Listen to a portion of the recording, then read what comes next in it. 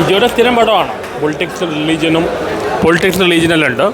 നിവിനായതുകൊണ്ട് കോമഡിയിലൂടെ present ചെയ്താണ്. നിവിൻ്റെ ഒരു കോമഡിയാണ്. ഇപ്പോൾ കോമഡി മാത്രമേ ഉള്ളി ചെയ്യുന്നുള്ളൂ. സെൻറ്റിമെൻറ്റ്സിലുണ്ട് ക്ലൈമാക്സിലാണ്.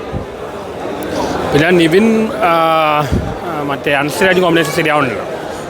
പ്രായ വ്യത്യാസമുണ്ട്. ഫസ്റ്റ് ഹാഫ് കോമഡിയിലൂടെ പറയുന്നത്. ധ്യാൻ്റെ കോമ്പിനേഷൻ നല്ലതാണ്. കുഴപ്പമില്ല, നല്ലൊരു എൻ്റർടൈനറാണ്. ഒപ്പം നല്ല സീരിയസ് ആയിട്ട് മെസ്സേജും ഉണ്ട്. രാഷ്ട്രീയപരമായിട്ട് മതപരമായ ടോപ്പിക്കുണ്ട് ജനഗണമനയിലുള്ള. പക്ഷെ അത്രയും വരില്ല. ചിലയിടത്തുള്ള കുറച്ചും സീരിയസ് ആക്കാൻ വേണ്ടി തോന്നി. എന്തായാലും നല്ലൊരു എൻ്റർടൈനറാണ്. ഒപ്പം മെസ്സേജ് ഉണ്ട്. നിവിൻ്റെ ഒരു കമ്പാക്ക് തന്നെയാണ്. നല്ലൊരു കമ്പാക്ക് തന്നെയാണ്. കണ്ടിരിക്കാം. Genre comedy, sentiments, politics, religion എല്ലാം ഉണ്ട്. പക്ഷേ എനിക്ക് നിവിനോട് പറയാനുള്ളത് ഈ കോമഡി മാത്രമല്ല, എല്ലാം ചെയ്യണം. കോമഡി മാത്രം ടൈപ്പ് കാസ്റ്റ് ആവരുത്. അതാണ് എനിക്ക് പറയാനുള്ളത്. ഇല്ലെങ്കിൽ നല്ലൊരു മൂവിയാണ്. എൻ്റർടൈനറാണ്. മെസ്സേജ് ഉണ്ട്. നിവിൻ്റെ ഒരു ശക്തമായ തിരിച്ചുവരവാണ്. ഡിജോ ആൻഡ് ഷാരിസ് ആ ഒരു ബ്രാൻഡ് എന്ന് പറയുമ്പോൾ പടം മോശമാവില്ല എന്നുള്ളൊരു വിശ്വാസമുണ്ട്. അത് കാത്തുപാലിച്ചിട്ടുണ്ട്. പടം മോശമല്ല. ഫസ്റ്റ് ഹാഫിൽ ഒരു കോമഡി ട്രാക്കിൽ പോയി എന്നാൽ ഇന്ത്യൻ പൊളിറ്റിക്സിനെ മോക്ക് ചെയ്യുന്ന രീതിയിൽ, ഷാരിസിൻ്റെ റൈറ്റിംഗ് പിന്നെ അറിയാമല്ലോ, മോക്കിങ് രീതിയിലായിരിക്കും. അത് നന്നായി വർക്കൗട്ട് ആയിട്ടുണ്ട്. അപ്പോൾ സെക്കൻഡ് ഹാഫ് ഞാൻ വിചാരിച്ച സെയിം ആ ട്രാക്കായിരിക്കും പോകണമെന്ന്. ബട്ട് ഫോർ എ ചേഞ്ച് ഡിജോയുടെ സ്ഥിരം പാറ്റേണിൽ നിന്ന് ഡിഫറെൻ്റ് ആയിട്ട് സെക്കൻഡ് ഹാഫ് ഒരു ഇമോഷണൽ ട്രാക്കാണ് പഠിച്ചിരിക്കുന്നത്. അതായത് ഒരു പാകിസ്ഥാനിയും ഒരു മലയാളി ഫ്രം ഇന്ത്യയും തമ്മിലുള്ള ഒരു ഫ്രണ്ട്ഷിപ്പ് ബോണ്ട്, അതെങ്ങനെ വർക്ക് ആവുന്നു, അത് ക്ലൈമാക്സിലേക്ക് എത്തുമ്പോൾ അത് ലീഡ് ചെയ്യുന്നത്. ക്ലൈമാക്സ് ആകുമ്പോൾ ഒരു മെസ്സേജ് പഠിത്തത്തിനെ പറ്റിയുള്ളത്, അത് ആണായാലും പെണ്ണായാലും പെൺകുട്ടിയായാലും പഠിക്കണം, അതിന് ഇമ്പോർട്ടൻസ് അത് നന്നായി പറയുന്നുണ്ട്. സോ മൊത്തത്തിൽ നോക്കുകയാണെങ്കിൽ ഒരു ഫീൽ ഗുഡ് മൂവിയാണ് അതായിട്ട് ഫീൽ ചെയ്തത്. സാധാരണ ഡിജോയുടെ പോലെ സ്ഥിരം ഒരു ഫയർ എലമെൻറ്റ് കുറച്ച് കുറവാണ്. ബട്ട് നിരാശപ്പെടുത്തില്ല. തിയേറ്ററിൽ വന്ന് എൻജോയ് ചെയ്ത് ഫാമിലി കാണാൻ പറ്റിയ മൂവിയാണ്.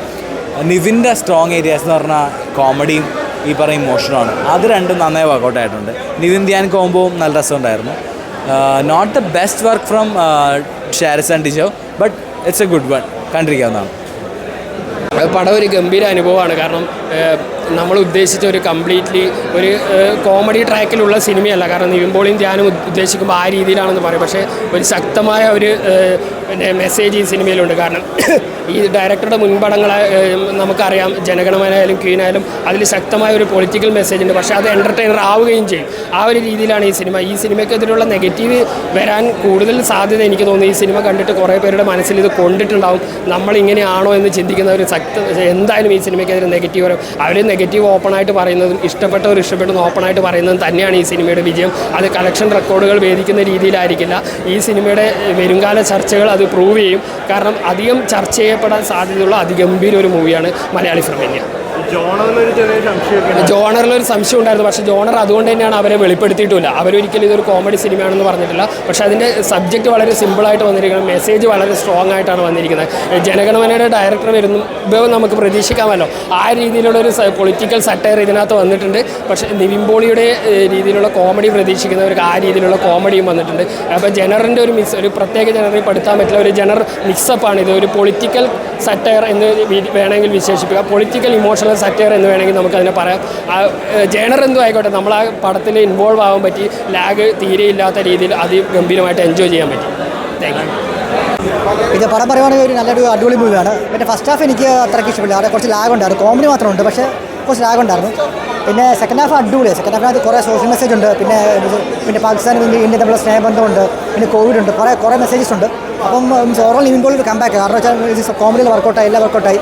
പിന്നെ നിവിൻ കോമൺ അല്ലായിരുന്നു. പക്ഷേ ഡാൻ്റെ കോമഡി ഇത്ര വർക്കൗട്ടായില്ല. പക്ഷേ നിവിൻ പോളിൽ കോമഡി വർക്കൗട്ടായി, എല്ലാം വർക്കൗട്ടായി. എല്ലാവർക്കും ഫാമിലി കാണാൻ പറ്റിയ നല്ല മൂവിയാണ്. അടിപൊളി മൂവിയാണ്. മലയാളി ഫ്രം ഇന്ത്യ പടം ഒരു കംപ്ലീറ്റ് കോമഡി എൻ്റർടൈനറായിട്ട് എനിക്ക് ഫീൽ ചെയ്തത്. അതായത് ഫസ്റ്റ് ഹാഫ് എന്ന് പറഞ്ഞാൽ നിവിൻ പോളിയുടെയും ധ്യാനിൻ്റെയൊക്കെ ഗംഭീര കോമ്പിനേഷനായിട്ട് കോമഡിയൊക്കെ നല്ല രീതിയിൽ വർക്കൗട്ട് ആയിട്ടുണ്ട്. പിന്നെ സെക്കൻഡ് ഹാഫിലേക്ക് വരുമ്പോൾ നിവിൻ പോളി മാത്രമായിട്ട് വന്നിട്ടുണ്ട്. സെക്കൻഡ് ഹാഫ് എന്ന് പറഞ്ഞാൽ ഒരു ആടുജീവിതത്തിൽ ഒരു എൻട്രി പോലെ മരുഭൂമിയിൽ ചെന്ന് പറഞ്ഞാൽ കാണിക്കുന്നുണ്ട്. അത് കാണിക്കുമ്പോൾ തന്നെ ഞാൻ വിചാരിച്ച പടം സ്ലോ ആയിരിക്കുന്ന, പക്ഷേ അങ്ങനെയൊന്നല്ല. സെക്കൻഡ് ഹാഫ് കോമഡി തുടർന്നിട്ടുണ്ട്. അതായത് മരുഭൂമി ചെന്ന് എങ്ങനെ എൻജോയ് ചെയ്യാമെന്നുള്ള ഒരു രീതിയിലാണ് ഈ പടം കാണിച്ചിട്ടുണ്ട്. പിന്നെ ക്ലൈമാക്സൊക്കെ ഇപ്പോൾ ഒരു മോട്ടിവേറ്റ് ചെയ്ത് ഒരു സെൻറ്റിമെൻറ്റിലൊക്കെ അങ്ങനെയൊക്കെ കൊണ്ടുവന്നിട്ടുണ്ട്. അതൊക്കെ രസമായിട്ട് വന്നിട്ടുണ്ട്. എന്തായാലും ഒരു മസ്റ്റ് തിയേറ്റർ വാച്ചുള്ള എനിക്ക് തോന്നുന്നു. പടം കൊള്ളാം.